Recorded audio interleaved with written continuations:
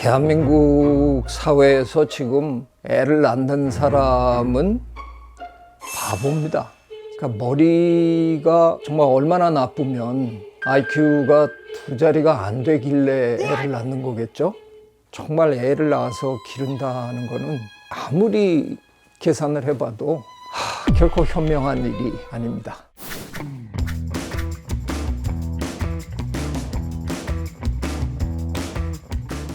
요즘 사람들이 애를 안 낳는 이유가 뭘까요? 왜 이렇게 재는 게 많은 걸까요? 대한민국 사회에서 지금 애를 낳는 사람은 바보입니다. 제가 보기에는. 그러니까 머리가 정말 얼마나 나쁘면 IQ가 2자리가 안 되길래 애를 낳는 거겠죠? 죄송합니다. 제가 너무 심하게 얘기를 하네요. 지금 대한민국의 저출생 현상은요, 진화생물학자인 제가 보기에는 아주 지극히 당연한 진화적 적응 현상이에요.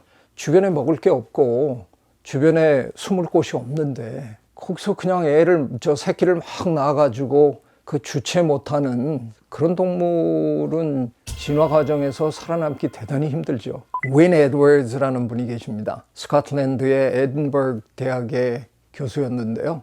새 연구 분야에 아주 탁월한 업적을 남기신 교수였는데 이분이 60년대 중반에 책을 한 권 내셨어요. 동물들의 분포에 관한 책을 내셨는데 그 책 한 권 때문에 진화생물학 역사의 가장 바보로 추락하신 분이에요. 그분이 그 책에서 뭐라고 설명을 했냐면 굉장히 풍요로운 해에는 그 새들이 다 먹을 거 많으니까 우리 이번에 알 좀 많이 낳읍시다 이래갖고 다들 알을 많이 낳고 잘 길러갖고 내보내는 거고, 상황이 안 좋으면 알도 덜 낳고 뭐 이래서, 그러니까 집단 수준에서 그 조절을 한다는 거예요. 자기 조절 능력이 있는 집단은 그런 개체군은 살아남고 그렇지 못한 개체군은 잘못하면 절멸한다, 이런 설명을 내린 거예요.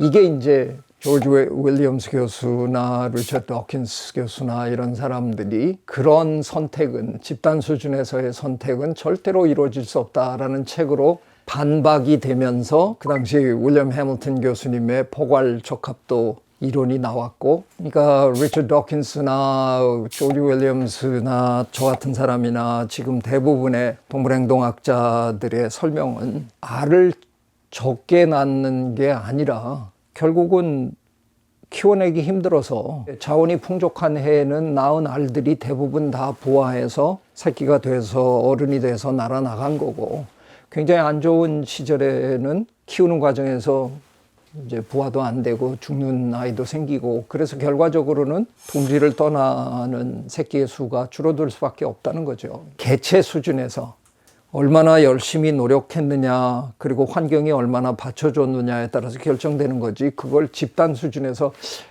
이게 뭐 우리 아무리 생각해도 안 되겠는데 뭐 이런 건 없다는 겁니다. 지금 대한민국에서는 내가 애를 낳아가지고 과연 키워낼 수 있을까, 이 문제를 한 개인의 입장에서 굉장히 심각하게들 지금 다들 고민하는 상황이 벌어졌잖아요.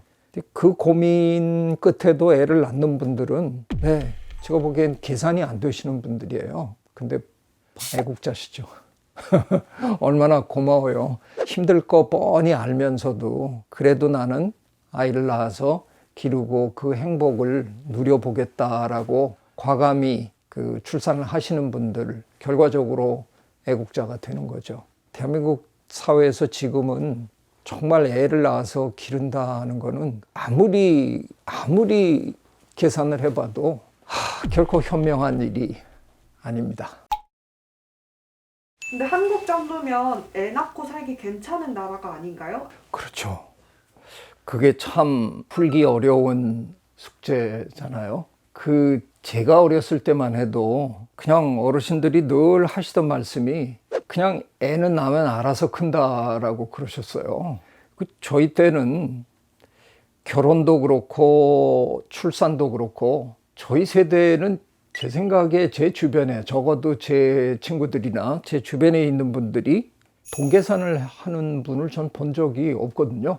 그냥 무계획이었죠. 집이 있는지 뭐 앞으로 뭘 해서 먹고 살지 이런 걱정을 하고 결혼을 하는 게 아니라 그냥 같이 살자. 살다 보면 어떻게 되겠지?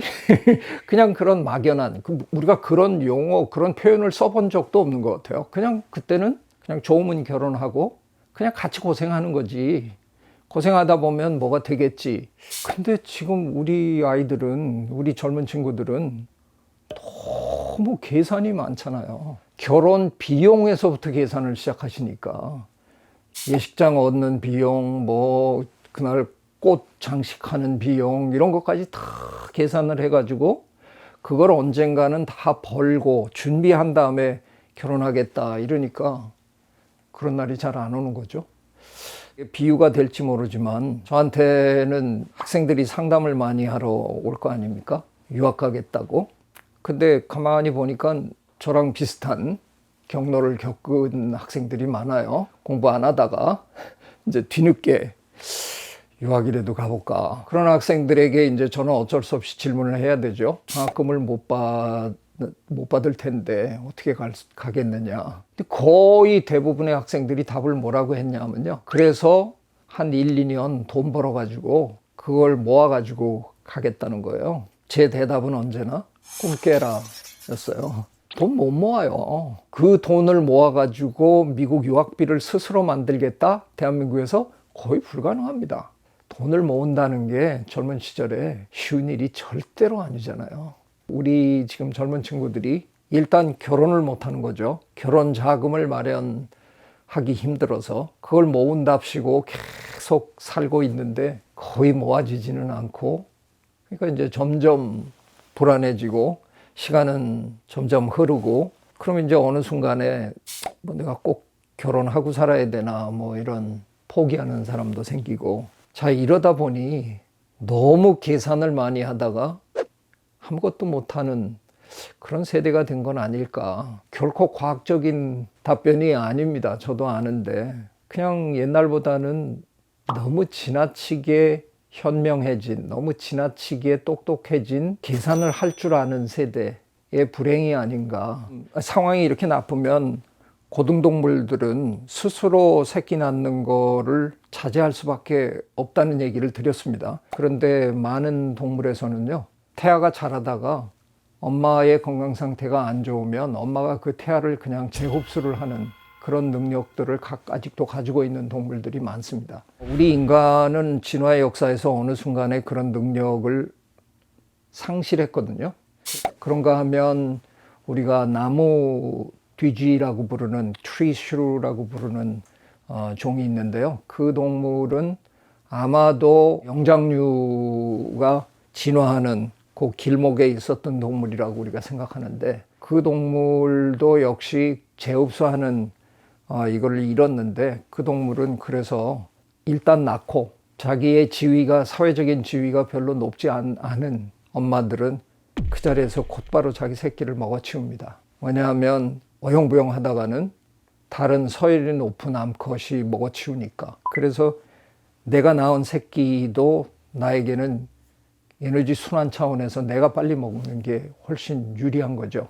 그거는 이 사회에서 내 지위로 봐서 내가 이 새끼를 제대로 키울 수 없다는 지적인 판단이라기보다는 진화적으로 그런 상황들이 계속 반복되다가 그걸 어영부영하고 못 먹은 엄마는 다음 임신에 실패하지만 빨리 먹어치우는 엄마는 한동안 시간이 지나면서 지위도 좀 올라가고 다시 임신하고 새끼를 낳아서 기를 수 있는 상황이 되는 거죠. 근데 우리 인간은 지적으로 진화를 굉장히 많이 한 동물이다 보니까 우리는 이런 계산을 미리 할 줄 알게 된 거죠. 지금 대한민국 저 젊은 층의 수준이 제대로 된 좋은 환경에서 내 아이를 키우고 싶다 하는데 그 기준이 조금 지나치게 높은 건 사실이잖아요. 지금 우리 젊은 세대는 거의 모든 게 완벽한 상황을 우리가 기준으로 이렇게 삼고 있어서 그 기준에 못 미치니까 아이 낳기를, 결혼하기를 굉장히 꺼려 하는 거죠. 출산이 개인 여성한테도 도움이 되는지 몸만 상하는 건 아닌지, 진화적으로 산후 우울증도 혹시 그런 범주 안에 들어가는지. 실제로 출산이라는 건 참 여성한테 어마어마한 육체적, 정신적 충격이잖아요. 출산을 겪고 난 다음에 생리적으로 굉장히 많은 게 변하잖아요. 여성에게 출산을 장려한다는 것 자체가 사실 남성의 입장에서는 입을 다물어야 돼요. 제 아내가 이렇게 배가 불러서 이럴 때는 진짜 매일같이 마음이 이게 내가 낳는 방법은 없나? 차라리 내가 배고 있으면 나는 그래도 체격도 좀 더 낳고 힘도 세니까 나는 견뎌낼 것 같은데 이게 뭐 못 견디는 걸 보면 정말 너무 마음이 아프더라고요. 그래서 이 출산이라는 건 사실상 여성에게는 너무 큰 부담이에요. 국가가 또는 남성들이 이런 저출생 시대에 당신들은 왜 애를 안 낳아주는 거야? 나라 망하기를 뭐 저 고사 지내는 거야? 뭐 이렇게 얘기할 자격은 없습니다. 제가 보기에 아이를 낳는다는 거는 엄청난 희생일 수밖에 없어요. 그러려면 그러면 어떻게 해야 되는 거냐? 저는 대한민국의 남성들이 바뀌어야 된다라고 생각합니다. 근데 이게 남성들 개인이 혼자서 할 수 있는 그 변신에는 한계가 있어요. 그래서 참 어려워요. 제가 욕먹을 각오를 하고 제 개인적인 경험을 얘기하면 제 경우에는 저는 아무래도 직업이 대학 교수다 보니까 대부분의 직장인들에 비하면 제 시간을 제가 스스로 조율할 수 있는 그런 가능성이 넓은 직업을 갖고 있는 사람이었잖아요. 교수회의에 종종 저는 빠질 수밖에 없었습니다. 제 아이를 데리러 가야 되니까. 교수회의에서 선배 교수님들이 그냥 대놓고 저한테 그러더라고요. 마누라도 없어? 심지어는 학생들도 강의 평가에서 그렇게 쓰더라고요. 저 교수는 마누라가 없나 보다. 애 보느라고 학교 일을 제대로 못한다. 제가 애 보느라고 학교 일 못한 거는 제 교실에 제 아들을 데리고 온 게 3번 있었는데요. 아빠 강의하는 동안에 아빠를 절대 방해하면 안 된다. 근데 딱 한 번 화장실에 가야 된다고 나왔었어요. 그래서 아이들한테 잠깐만 용서해달라. 그리고 제 아들을 안고 화장실로 뛰어서 가서 화장실 용변 보게 하고 데리고 오는데 딱 한 2분 30초 걸렸습니다. 근데 그거를 강의 평가에 한 6, 7명이 썼더라고요.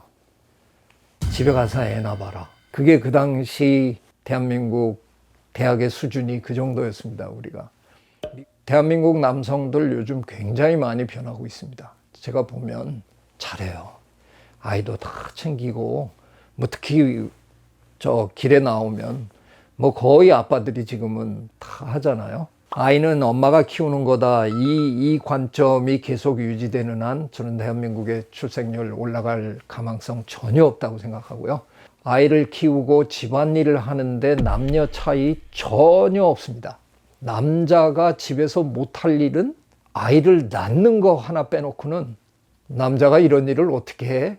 웃기지 마세요. 남자가 전부 다 할 수 있는 일입니다. 기저귀 갈고 모든 거 전 다 했습니다. 지금 대한민국에서 출생률이 제일 높은 도시가 어딘지 아십니까? 세종시입니다. 세종시는 아이 키우는데 굉장히 편안한 도시가 됐습니다. 이 공무원들이 자기 애들 키우는 거는 너무 잘한 거예요. 미안한 얘기인데. 그래서 세종시는 지금 계속 출생률이 오르고 있습니다. 저는 대한민국 모든 도시가 세종시처럼만 하면 그냥 저절로 오르는 겁니다. 상황만 조금만 좋아지면요. 낳지 말라 그래도 낳습니다. 번식을 못하게 막는 게 무지무지 어려운 일이고요. 번식을 하게 내버려 두는 건 무지무지 쉬운 일입니다. 이런 문제를 대한민국 정부가 인식한 게 조금 너무 늦었습니다. 이 나라가 아이들이 크는데 너무너무 행복한 나라로 만들게끔 엄청난 돈을 투자해서 사회 인프라를 근본적으로 뜯어 고쳐줘야 거기에는 교육제도가 반드시 포함이 돼야 되고요. 그래서 이 나라에는 아이만 낳으면 그 아이가 너무너무 행복하게 잘 크고 우리는 부모로서 그 잘 크는 아이들을 바라보면서 행복한 가정을 누리고 살 수 있겠다. 이 그림이 그려져야 바뀔 수 있습니다. 이건 아주 근본적인 개혁이 전 필요하다고 생각합니다. 자식을 길러보는 그 기쁨은 아마도 이 세상에서 누릴 수 있는 가장 큰 기쁨일 겁니다. 내 자식을 내 손으로 키워본다는 이 희열은 이 세상 어느 거하고도 못 바꿉니다. 네, 오늘 제가 넥타이까지 메고 그동안의 제 껄렁껄렁한 이미지를 한번 쇄신하는 기분으로, 주제도 좀 어떻게 보면 심각한 주제죠. 그래서 좀 긴 숨을 가지고 여러분하고 이렇게 얘기를 나누는 그런 자리를 한번 마련해 봤습니다. 심각한 얘기도 제가 제법 할 줄 압니다. 네, 다음 주에 또 만나겠습니다. I love you.